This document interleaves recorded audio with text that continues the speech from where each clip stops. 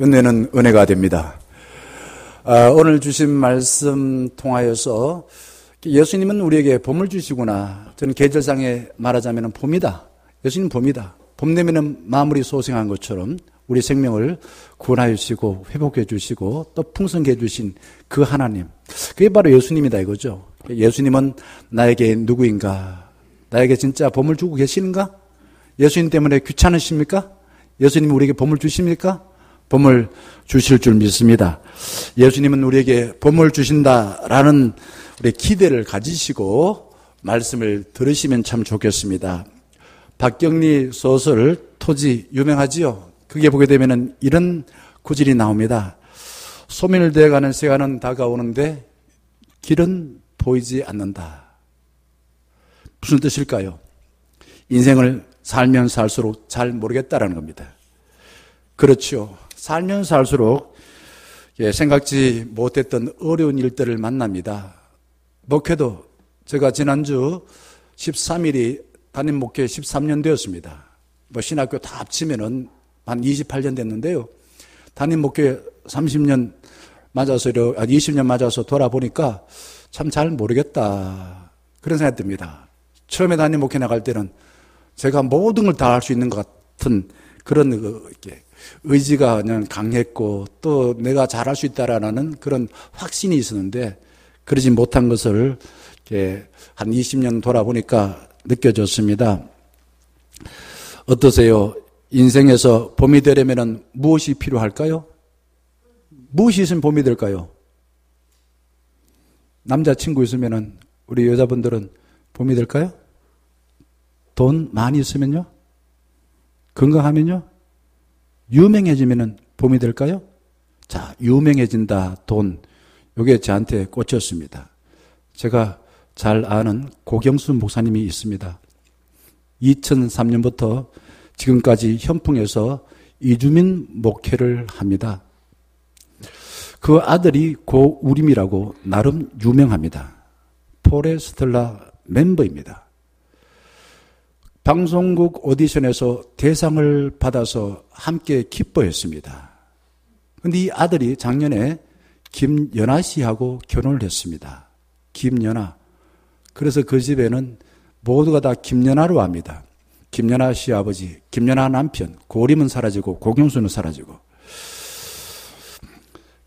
사람들이요, 이제 부자 되겠구나 라고 생각하며 고 목사를 부러워했습니다. 작년 8월이었습니다. 결혼 소식을 듣고 전화를 드렸지요. 어떠세요, 형님? 라고 물어보니 이렇게 대답했습니다. 별별 소리로 음해를 해서 괴로워 죽겠다. 그래서 낯선 전화는 안 받는다. 라고 말했습니다. 유명한 사람, 돈 많은 사람과 아들이 결혼하는데 왜 괴로워서 힘들어 할까요? 결혼식에는 비밀로 진행되었고 필연에 초대받아서 줄 저녁때에 참가했습니다. 제가 먼저 목사님이 자녀들한테 들려준 그 글을 참 감동을 받았습니다. 우리 모두가 다 함께 어째서 이런 글을 썼나 라고 감동받았습니다. 칭찬해드린 뒤에 다시 한번 여쭤봤습니다. 아들이 유명한 사람과 결혼해서 좋으세요? 라고 물어봤습니다. 고 목사님은 좋기는 한데 늘 긴장되고 엄청나게 부담된다. 봄이 아니다 이거죠. 자, 이 고 목사님은 유명하고 돈 많은 김연아 씨하고 아들이 결혼해서 경제적으로 부유해지지 않았습니다. 경제적으로 달라진 게 없어요. 늘 순간순간 긴장이 된대요. 제가 담임 목회 20년을 맞아서 성취감도 있었습니다. 하지만은 잠시일 뿐이고 늘 난제를 만나 어려운 문제를 만나서 겨울과 같을 때가 참 많았습니다. 그때마다 저는 하나님께 질문을 던져봅니다. 주님, 제가 목회를 제대로 하고 있습니까? 주님, 우리 교회에서 저로 인해 예수님의 마음을 본받아 살려고 하는 사람들이 많아졌습니까? 자꾸만 질문 던져요. 저 자신이 또 돌아봅니다. 담임 목사로서 예수님의 사랑을 제대로 가르쳐 드리고 보여드렸는가? 그러지 못해 죄송합니다. 또한 우리 교회를 볼 때에 담임 목회 처음 부임할 때부터 교회 건물 참 오래되고 좋긴 한데 예배드리기 좀 어수선하다. 교회 부서 건물 모임을 할 만한 공간이 잘 없구나. 여기저기 비가 새고 손을 봐야 되겠다. 라는 생각을 했는데 아직까지도 해결해 드리지 못해서 죄송합니다. 또한 우리 교회는 어르신들이 상당히 많습니다. 멀리서 오신 분들이 많습니다. 오시는 길이 얼마나 힘이 들을까. 가까이서 오더라도 쉽지 않은데 멀리서 1시간, 2시간 차 타고 오시는 분들의 마음을 헤아려 드리지 못해서 죄송했습니다. 나이에 관계없이 나아갈 길이 보이지 아니하면요 다 겨울과 같이 되어집니다. 저는 길이 보이지 않아 괴로울 때에 광주교육청의 교육장이신 박주정 선생님 한번 띄워주시겠습니까? 분노를 내려놓고 사랑을 취하라. 부제가 뭐냐면은 우리들의 예수님입니다. 이걸 제가 한 1시간 넘게 혼자서 보면서 엄청나게 눈물이 나더라고요. 왜 그럴까? 남의 이야기인데. 저도 그렇게 해야 되는데 이 선생님이 하시더라고요. 한번 나중에 기회 되면 유튜브에 찾아오셔서 보시기 바랍니다.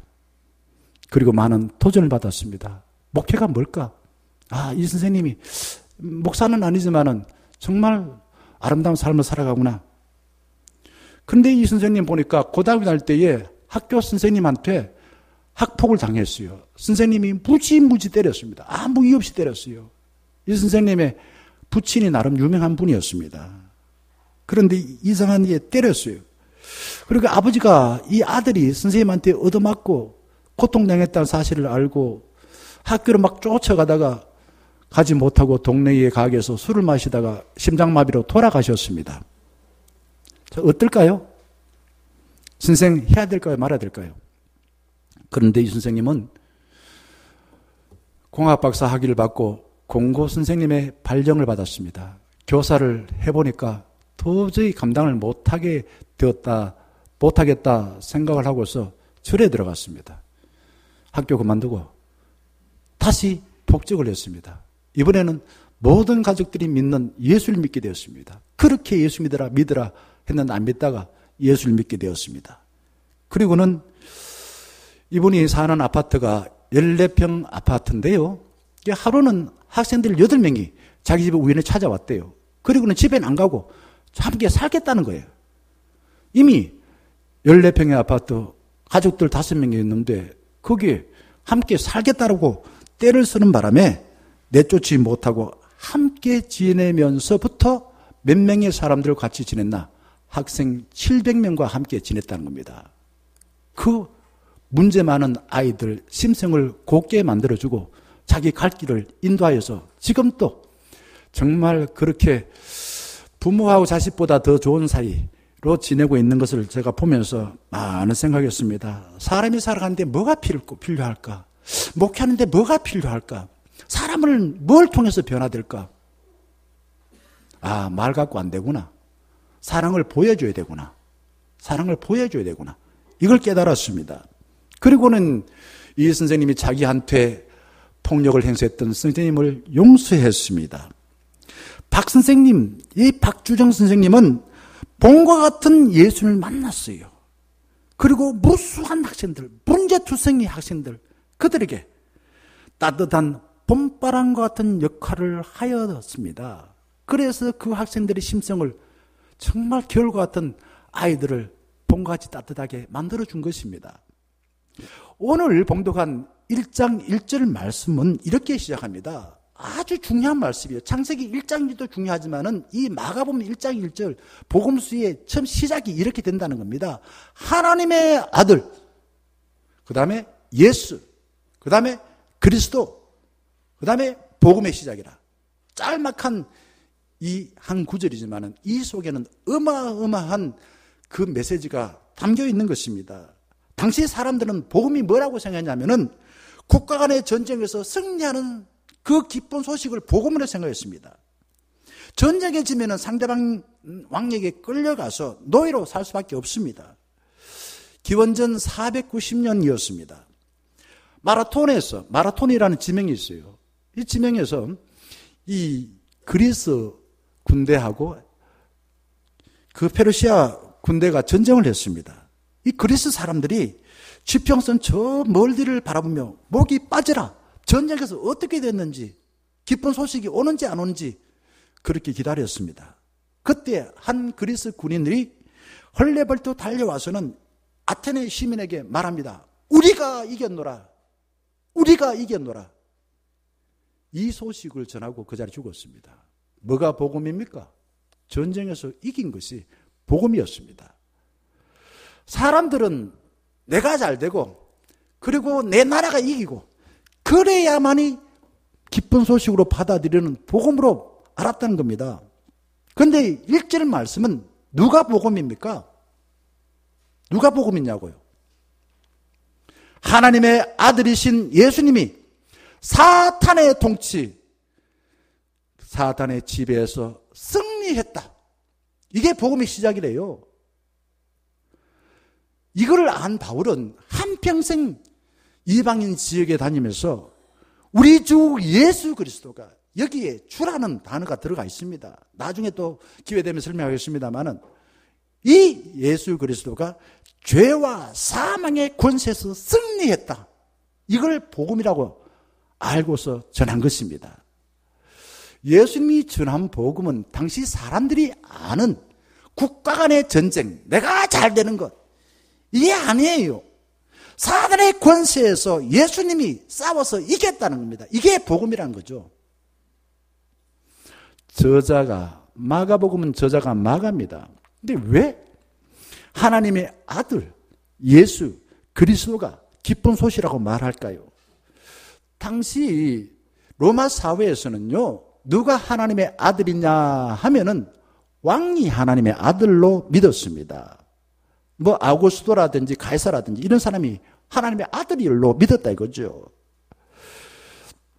그런데 마가는 당시 아우구스토나 가이사가 하나님의 아들이 아니라 그들은 가짜 왕이야. 진짜 왕은 다른 데 있어.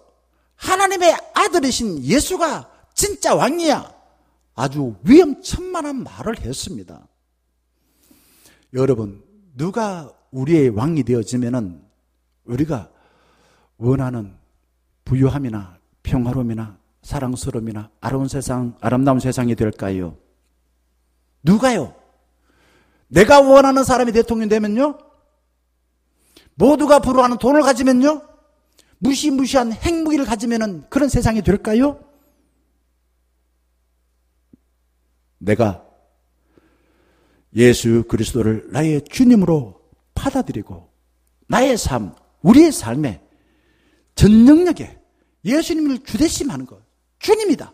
내 모든 생각, 내 영혼, 내 모든 입으로 하는 것, 내 손과 발로 행하는 모든 걸 주님이 통치하시니 나는 그 통치하심에 이끌려서 순종하여 살아가는 것. 그때에 하나님이 약속하신 하나님 나라가 이루어지는 것입니다. 그리고 그리스도라는 말이 무슨 말인가? 그리스도는요, 헬라어입니다. 그리고 히브리어로는 메시아입니다. 뜻은 같습니다. 우리말로 구세주입니다. 그런데 헬라어로 그리스도라고 하는 것은 기름 부음 받은 자, 이런 뜻이에요. 이 말은 유대인을 위해서 사실은 한 말이죠. 예수를 그리스도라고 하는 것은 직분입니다. 무슨 역할을 합니까? 왕이나 제사장이나 예언자 역할을 하는 것이 그리스도인 것입니다. 유대인들은 당시 이 왕과 제사장과 예언자들이 기름 부음 받아서 이 땅과 하나님 나라를 이어준다 역할을 했습니다. 그들이 하는 모든 역할은 하나님과 인간을 연결하는 연결고리 역할을 한다. 지가 뭐 돈 많이 벌어서, 지가 높아져서, 지가 유명해, 이게 아니에요. 우리를 하나님의 통치에 참여하게 하는 그 일하는 것이 그리스도, 기름 부음 받은 왕, 예언자, 제사장들이 하는 역할이었다 이거죠. 이런 세상에서 저자 마가는 하나님 아들 예수 그리스도가 바로 우리를, 이 땅에 사는 우리를 하나님께 연결시켜 주어서 바로 하나님의 나라에 참여하는 기쁜 소식을 전했다라는 것입니다. 예수를 믿는다는 것은 삶의 전 영역에서 예수 그리스도가 우리 주되심을 신뢰하는 겁니다. 그냥 아는 정도가 아니에요. 그분의 통치에 따라서 내가 따라가는 겁니다. 이게 믿는 겁니다. 믿음을 그냥 지식으로만 하는 게 아니라 그냥 가슴만 벌렁거리는 게 아니라 그렇게 예수님이 주님 되셔서 우리한테 원하시는 그런 삶을 살아보는 거예요. 그게 믿음의 어떤 영역이라고 볼 수 있습니다. 예수를 만나서 인생과 세상을 봄으로 만든 사람과 세상은 이루 셀 수 없습니다. 한번 말씀드려볼게요. 그 당시 사람들은 왕들만이 하나님의 형상, 하나님의 아들로 믿었습니다. 그리고 그 왕들이요, 모든 것을 자기 입맛대로 다 만들었어요. 법도 지 입맛대로 만들고 자기가 하나님의 아들이라는 것을 종교나 모든 이념을 통해서 합리화시켰습니다. 그리고는 달력까지도, 예를 들면은요, 제가 왕이라 합시다. 그러면은 지금이 2023년이죠. 제가 왕이라면은 김명환 2023년, 뭐 연호를 그렇게 쓴다 이거죠. 지금은 어떻습니까? 지금은 달력을 누가 기준입니까? 예수님입니다. 예수님이 태어난 날을 기준하여서 BC, AD라고 나눕니다. 우리는 모든 약속을 예수님이 태어난 날, 그때부터 시작된다라는 겁니다. 예수님이 태어나기 전엔요, 딸이 태어나면은 8일 되기 전에 아버지가 죽여도 큰 문제가 없었어요. 여자들은 남자들의 성적인 욕망을 해소해주는 그런 도구, 연장을, 또 애를 낳는 거, 유명한 가문 같으면은 그 가문의 대를 이어주는 도구에 불과했다라는 겁니다. 가난하고 병든 사람은요, 사라지면은 아쉬운 연장에 불과했어요. 또 채우면 되지 뭐, 또 사오면 되지 뭐. 노예들은 그랬어요. 병자들은 그랬어요. 그런데 예수가 죽고 난 뒤에 교회는요, 예수님의 마음을 알고 버려진 아이들을 돌보는 과원을 세웠습니다. 대구도 뭐 그런 데 많잖아요. 뭐 이준희 집사님 일하는데 그런 데 아닙니까? 기독교 선교사들이 제일 먼저 들어와서 과원 세우고 병원 세우고 학교를 세웠어요.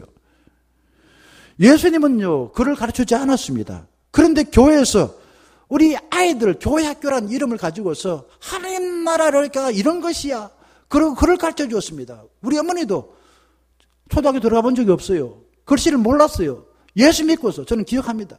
교회만 갔다 오면 성경책 꺼내놓고서 글씨를 가나다, 뭐 하나님은 하자에 쓰고만 찬송가도 보고 쓰고 그러니 다 읽고요. 지금은 뭐 글 쓰고 그리는데 아무 문제 없어요. 누가 그렇게 가르쳐 줬습니까? 예수님 마음을 아는 교회가 그렇게 가르쳐 준 겁니다. 예수님이 책 한 권도 쓰지 않았습니다. 그런데 예수님의 마음을 알고 가르치는 학교가 우죽순처럼 생겼습니다. 전 세계의 명문 사립대학교, 우리 대구에도 뭐 대학교, 우리나라 대학교, 연대, 미션 스쿨입니다. 이화여대 미션입니다. 고등학교, 신명, 옛날에 유명한 여자 사립고등학교였죠. 개성, 유명한 사립고등학교, 다 미션이었습니다. 예수님을 따라 다녔던 성 프란시스코, 그의 이름을 본따서 미국에는 도시 이름이 뭐가 있을까요? 프란시스코라는 이름이 있습니다. 누구 이름 땄다고요? 예수 믿는 사람의 이름을 땄습니다. 그런 게 뭐 부적이 있습니다. 예수님은요, 건물 하나 안 세웠습니다. 그런데 예수님을 예배하는 건물이 얼마나 많습니까? 우리 교회는 뭐 하는 곳입니까? 예수님 기억하고 기념하고 예배하는 예배당입니다. 예수님 그림 한 장 그리지 않았습니다. 그런데 예수님의 그 삶을 기념하는 예술 작품이 얼마나 많습니까? 다빈치, 네오라 다빈치 최후의 만찬, 렘브란트 돌아온 탕자, 고흐, 오르베 교회, 그뿐입니까? 한번 보세요. 그림 보면요, 예수님과 관계된 그림이 얼마나 많은지요.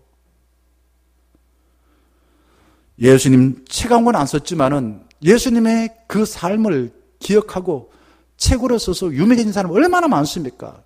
유명한 문학작가 톨스토이, 도스토옙스키 뭐 그 외에 유명해졌어요. 그래서 예수님의 삶을 문학작품을 남겨가지고 예수님 찬송하라 안 남겼습니다. 그런데 예수님을 뺀 음악 상상할 수 있을까요? 없을까요? 없어요. 예를 들어서 바흐라는 작곡가, 그는요 작곡을 할 때마다 예수여 도와주소서, 예수여 도와주소서 라고 기도하면서 그 작곡하는 그 작품에다가 이래 썼대요. 라틴어로 JJ 뭘까요? 지저스 주바, 예수여 도와주소서. 그리고 끝내고 난 뒤에 끄트머리에다가는 뭐라고 썼냐 하면은 오직 하나님께 영광, 라틴어로 이렇대요. 솔리 데오 글로리아 이렇게 썼대요. 저는 이걸 보면서 우리도 그렇구나. 우리가 어떤 일을 하든지 하루를 시작하면서 예수여 도와주소서 일 끝나고 나는데 하나님께 영광 이렇게 하면 일도 잘 되겠구나 라는 것을 깨달았습니다. 여러분 어떠세요? 그렇게 해보고 싶지 않습니까? 일하시면서 탁월한 능력을 나타내고 원한다면 예수여 도와주소서, 모든 영광을 주님께 한번 해보세요. 예수님은 로마법에 의해서 사형을 당했습니다. 그러나 지금 선진국의 헌법에는요 예수님이 평소에 강조했던 그 정신이 다 들어있습니다. 만민은 평등하게 창조되었다. 창조주 하나님으로부터 양육될 수 없는 권리를 부여받았다. 헌법에 다 그런 거 들어있어요. 우리나라 헌법에도 구체적으로 뭐 예수님의 정신 들어있지 않는 것 같죠? 들어있습니다. 평등이니 또한 사람을 존중하라니 다 예수님의 정신이죠. 예수를 믿고 따랐던 월버포스는요 예수님의 이름으로 동원되었던 노예 해방하는 그런 법을 만들었습니다. 노예법을 폐지했어요. 불신자 간디는 어떻습니까? 예수님의 정신으로 인도를 영국으로부터 해방하는 운동을 했습니다. 유가순 열사 18세에 예수님의 십자가를 보면서 일본 식민지의 폭력에 맞서 만세운동을 펼쳤습니다. 우리 인생 주기주기에 예수 빼고서 살 수 있습니까? 세례 받을 때 누구 이름으로 합니까? 결혼식 누구 이름으로 우리 서로를 연결시켜 줍니까? 장례식 때는 다 예수 이름으로 모든 우리 인생 주기를 지나고 있습니다. 무덤은 어떻습니까? 우리나라에도 기독교인은 그렇게 해놔요. 무덤 가면 뭐 세워놓습니까? 십자가를 세워놔요. 그 비참한 십자가를 왜 세웁니까? 그러다가 그 옆에다가는 집사 누구누구, 저희 부친도 보니까 십자가 이렇게 새겨놓고 김두수 안수 집사 묘 이렇게 써놨더라고요. 요람에서 무덤까지 아니 천국까지 예수 없이는 살 수가 없습니다.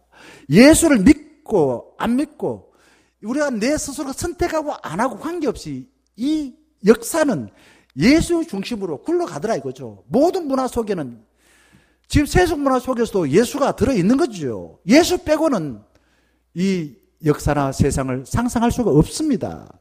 기독교를 일찍 받아들였던 유럽, 아메리카 어떻습니까?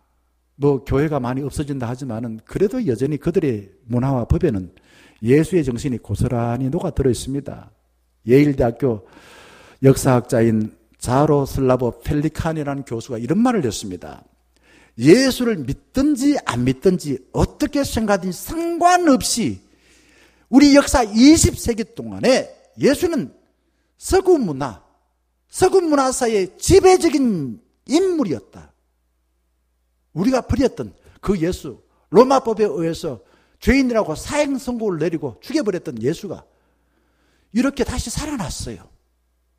우리에게 따뜻한 봄을 선물로 주신 것입니다. 여러분, 이렇게 좋으신 예수를 안 믿으면 누가 손해입니까? 누가 손해입니까? 믿는 사람 바보입니까? 안 믿는 사람이 손해입니까? 나만 손해죠. 안 믿는 나만 손해입니다. 그러면은 이런 봄과 같은 인생을 주신 예수님을 어떻게 해야만이 받아들여서 내 인생이 봄이 될까요? 어떻게 해야만이? 오늘 주신 말씀에 세례 요한은 광야는 봄이 아니에요. 겨울과 같은 곳입니다. 그런데 봄이신 예수를 맞이하라고 온몸을 바쳐서 외쳤습니다. 세례 요한은 집안이 어떤 사람이냐면요, 지금 말하면 금수저입니다. 제사장 좋은 가문에 태어났습니다. 그런 평생 먹고 살고 걱정할 필요가 없었습니다. 그가 광야에서 회개하라 라고 외쳤을 때에 구름대처럼 많이 사람들이 모여들었습니다. 얼마나 기분 좋았을까요? 자기 알아준 사람 많았으니까. 그런데 세례 요한은 모든 걸 다 내려놓았습니다.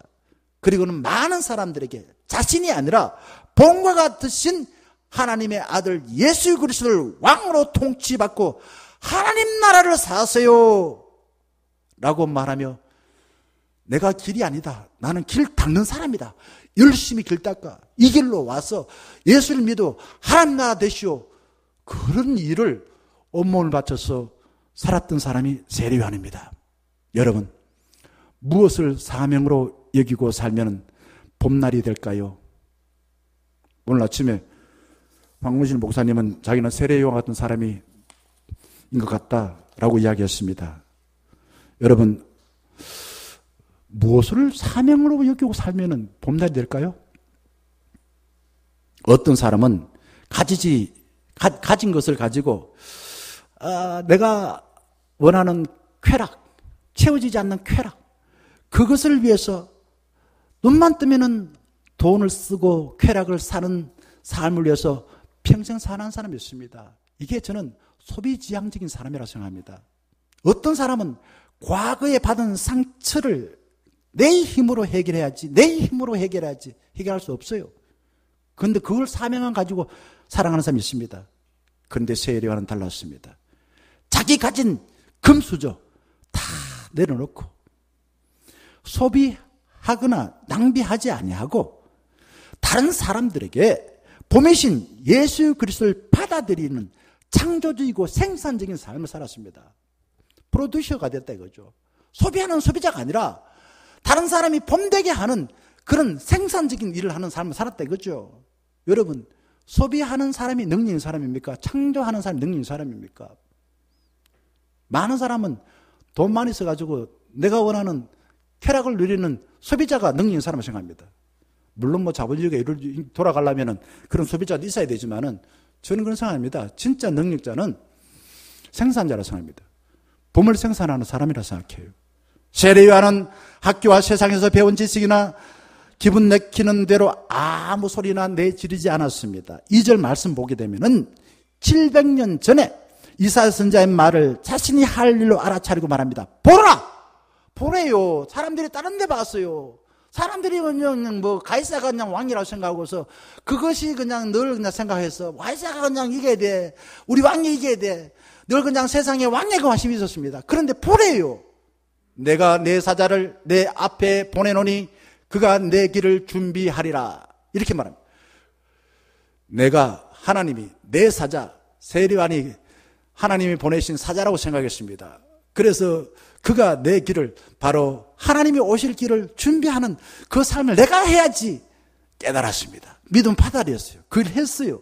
그리고 또 보세요. 3절 보게 되면은 450년 전에 말라기 선지자가 말한 걸 자기 시대에 적합한 것으로 받아들였습니다. 이게 무슨 말이냐 하면요, 광야에 외친 자의 소리가 있어야 이르되 너희는 주의 길을 준비하라, 그의 오실 길을 곱게 하라. 말라기 선지자는 당시 시대가 어땠냐 하면요, 죄송합니다, 목사들이 부패했다 이거죠. 제사장들이 부패했어요. 제사장은 하나님의 이름을 이용하여서 사람들을 위협해가지고 자기들 필요한 돈을 그냥 갈취한 그런 역할을 했다 이거죠. 은혜 받아야 될 성전에 백성들을 위협하여서 나쁜 자기 말에 복종하도록 만들었습니다. 가스라이팅 시킨 거예요. 저는 이게 나쁜 지도자, 당시 말라기 선자들의 시대의 그 삶이었습니다. 특히 제사장들이 그런 역할을 했습니다. 그런데 5절 보게 되면요, 세례 요한은 주님이 약속하신 말씀을 오늘 자신이 한 말로 확신하고 전합니다. 5절 한번 볼까요? 이렇게 말합니다. 5절에 세례 요한은 주님이 약속하신 말씀을 이렇게 말합니다. 온 유대 지방과 예루살렘 사람들이 다 나아가 자기 죄를 자복하고 요단강에서 그에게 세례를 받더라. 세례 요한은요, 요단강에서 세례를 베풀며 회개하라, 회개하라. 다음 주에 제가 예수님이 세례 받은 내용 나오는데, 세례 요한이 베푼 세례와 예수님 베푼 세례가 좀 다른 것을 이야기하겠습니다만은, 어쨌든 회개하라고. 비구라 이거죠, 비구라. 지금까지 그 가이사가 그냥 전쟁에서 우리나라 이기게 하는 그 사람이 하나님의 아들을 생각하고 그 사람이 하나님 나라를 이루긴 줄 알지. 그게 범인 줄 알았지. 아니야. 나 그 생각 버려야 돼. 버리고서 이제 새 왕이 오셔. 그분을 받아들일 준비를 해. 이렇게 했다는 겁니다. 회개라는 거 어려워요. 우리는 남의 잘못을 지적하기를 좋아하지만은 주님이 내 앞에서 진리 말씀을 비출 때, 주님, 제가 이것을 잘못했습니다. 이걸 버려야 되겠습니다. 그리고 더 이상 생각하지 않고 이제 주님이 약속하신 그 말씀 붙들고 살아가는 거 쉽지 않아요. 사람들은 그렇게 말합니다. 교회 오면은 내 듣고 싶은 이야기 해줄 거야. 칭찬은 고래도 춤춘다는데 저 목사도 내가 그냥 무조건 이쁘다 이야기해주고 무조건 잘한다고 이야기해주겠지. 그래서 회개하라 라는 말을 목사가 말하기 어렵습니다. 죄송하지만 쫓겨나고 싶어서 말 잘 못해요. 세례요한은 누가복음 3장 7절 말씀 보게 되면 무리들에게 독사의 자식들아 누가 너희를 가르쳐 임박한 진노를 피하랴 꾸짖고 있습니다. 그리고는 7절 8절 말씀에 겸손하게 예수님을 이렇게 소개하고 있습니다. 나보다 더 능력이 어떻다고요? 7절 보게 되면 나보다 능력이 많으십니까? 나보다 능력이 많으십니까? 내 뒤에 오신다 이거죠. 요한이 능력이 많았어요. 인기가 좋았습니다. 좋은 가문에 태어났습니다. 사람은 다 자기가 능력이 많다고 생각합니다. 그런데 예수님이 능력이 많대요. 그걸 내 뒤에 온다는 거예요. 나는 그분에게 허리를 굽혀서 엎드려가지고 신발 끈도 풀기 어렵다 이거죠. 나는 세례를 베풀어서 인기가 좋은데 그분은 우리에게 성령으로 세례를 베푼다 라고 약속해 주었습니다. 자, 얼마나 겸손합니까? 자기 역할을 그냥 알고 그 일에 누가 뭐라 하더라도 충성하면서 진실하고 겸손하게 자기 일을 감당하지 않습니까? 자, 이런 세례요한을 두고서 예수님은 뭐라고 말했습니까? 그래, 네가 네 꼬라지를 알구나. 그래, 이제부터 너는 내 부하야. 이렇게 말하지 않았습니다. 마태복음 11장 11절에 이렇게 칭찬합니다. 뭐라고 칭찬할까요? 여자가 낳은 자 중에 세례 요한보다 큰 이가 일어남이 없도다. 무슨 뜻입니까? 이 정도 칭찬이라면은 세상 어디에 내어놔도 믿음이 좋다, 인격이 훌륭하다, 능력이 있다, 그런 말 아니겠습니까? 그런데 세례 요한은 회개의 복음을 전했습니다. 회개.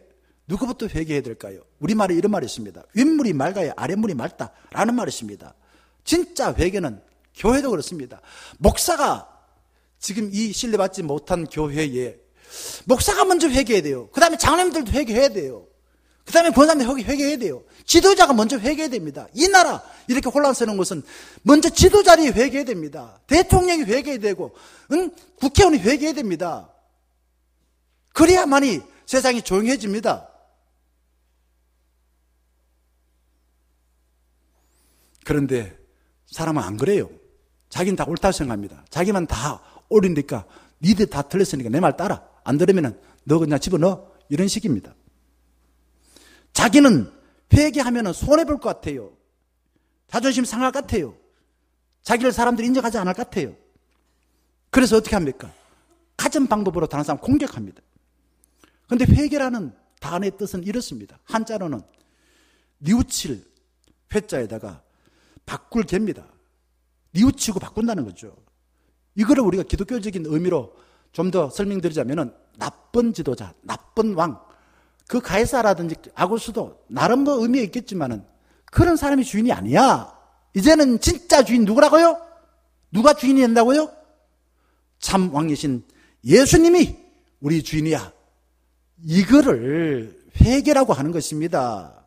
나쁜 지도자, 그를 내가 왕으로 여기고 나는 노예처럼 시킨 대로 하고 질질 끌려다니고 그런 너희 인생은 늘 그냥 불행해. 평화가 없어. 사랑할 수 없어. 자유가 없어. 그런데 이제는 하나님을 주인으로 바꾸고 삼일째 하나님의 통치를 받고 그분이 우리 삶의 모든 영역에 주님 되셔서 다스려주도록 내가 허용하는 것. 그게 회개인 것입니다. 평생 교회를 다녀도 하나님을 나의 삶의 통치 영역에 주되심을 인정하지 않게 되면은 속된 말로 이런 겁니다. 않고 없는 찐빵이고 속 없는 만두입니다. 무슨 의미가 있냐 이거죠. 교회만 오래 다녔을 뿐이지. 예수님은 우리를 봄과 같은 인생으로 인도해 주시기 위하여 찾아오십니다. 세례 요한은 봄이신 예수님만 바라보고 맞이하려고 광야에서 아주 단순하게 살았습니다. 6절 보게 되면 약태 트롯을 입고 허리에는 가죽띠를 띠고 뭘 먹었다고요? 메뚜기와 석청을 먹었습니다. 세례 요한의 양식이 뭘까요? 어떻게 하면 사람들에게 봄이신 예수님을 따르도록 할 건가? 회개하고 그분이 우리의 삶의 왕으로서 통치하도록 할 건가? 이게 양식이야. 만날 그것이 그 사람, 그 세례 요한에게서는 주요한 관심이었습니다. 그러니까 먹고 입고 살고 하는 것은 좀 허술하게도 괜찮아. 저도 그러려고 애를 씁니다. 생존에 필요한 거 그것을 위해서 내가 사는 게 아니잖아. 뭐 차 좀 난 사람보다 적으면 어때? 집 좀 저번 잔차보다 어때? 그거요. 나한테는 양식이 어떻게 하면 많은 사람들을 하나님을 주님으로 모시고 하나님 나라를 살도록 할 건가? 이게 그 사람의 양식인데. 여러분, 우리 양식이 뭡니까? 물론 먹고 살아야 됩니다. 의식주 기본적으로 필요해요. 그런데 그거 즐기느라고 우리에게 정말 봄을 주시는 예수님을 정말 멀리 한다 그러면은 잠시 우리 먹는 걸 통해서 기쁠 수 있어요. 잠시 내 큰 집을 통해서 기뻐할 수 있어요. 잠시 내가 다른 사람 앞에 의시될 수 있어요. 그러나 우리 인생은 늘 겨울이 되어집니다. 겨울 같은 세상을 살면서 단순하게 반복하여 예수님을 주님으로 모시고 통치받으려고 깨어서 기도하시고 예수님의 삶에 순종하는 것을 양식으로 삼게 될 때 우리 삶이 봄이 됩니다.